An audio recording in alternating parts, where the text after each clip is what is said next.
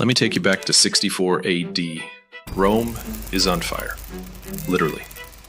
Buildings collapsing. Smoke choking the sky, citizens running in chaos. And what does Emperor Nero do? Legend says he plays the lyre. Now, historians debate the details. Maybe he didn't actually fiddle while the city burned, maybe he wasn't even there, but the image stuck. Not because it's historically airtight, but because it's symbolically perfect. A man so detached, so absorbed in his own world, that he turns disaster into background music. This isn't calm, this is denial dressed in a toga, a dangerous kind of detachment that looks peaceful on the outside but is really just cowardice in costume. And here's the kicker, we all have a little Nero in us. We scroll while the inbox burns, we rearrange our apps while our lives feel like they're collapsing.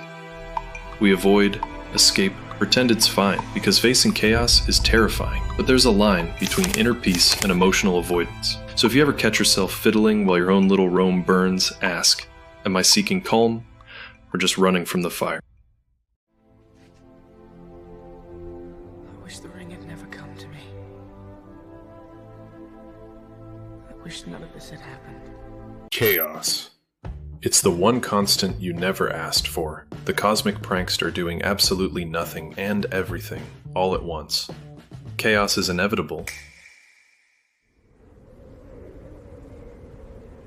It's the universe's default setting. Like gravity, time, and space, but messier, and with more existential dread. But here's the question. How do you find calm when everything around you is a swirling tornado of confusion, deadlines, that one email you forgot to send, and a pet cat that likes knocking things over? You still believing in the beautiful light, are you?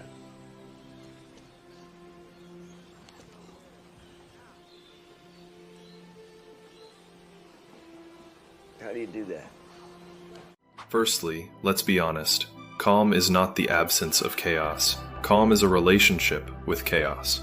It's not a passive, oh, I'm serene. It's more like dancing in a thunderstorm while preparing your PowerPoint presentation with socks on. Slightly ridiculous, but oddly grounding.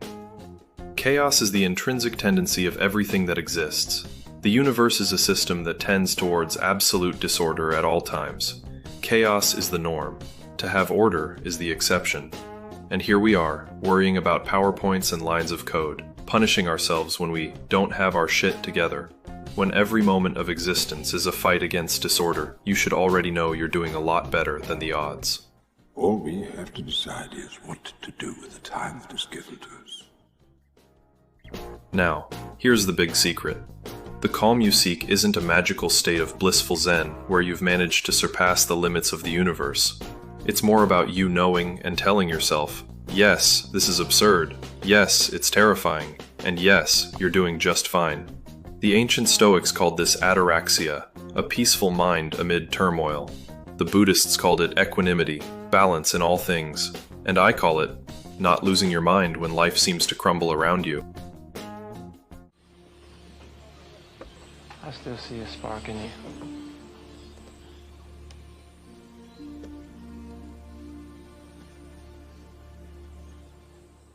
Now flip the coin.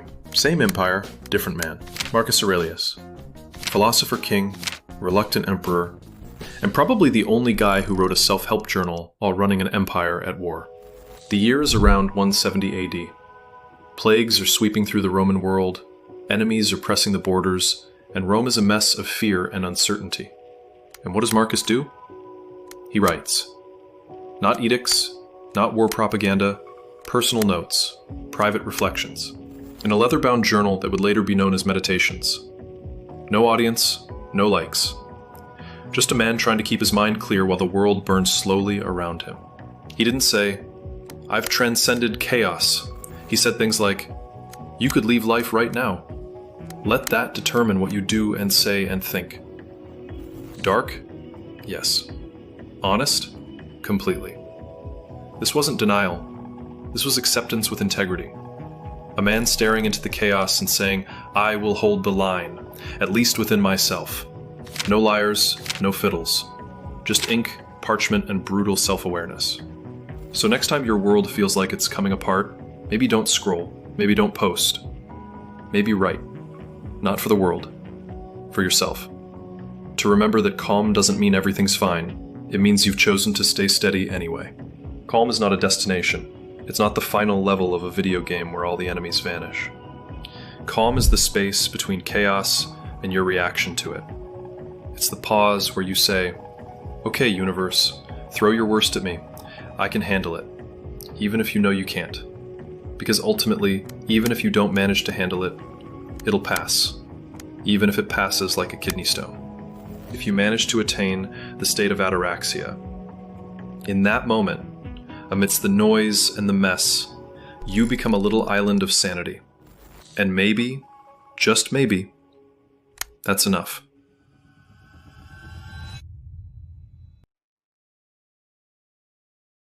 Step 1.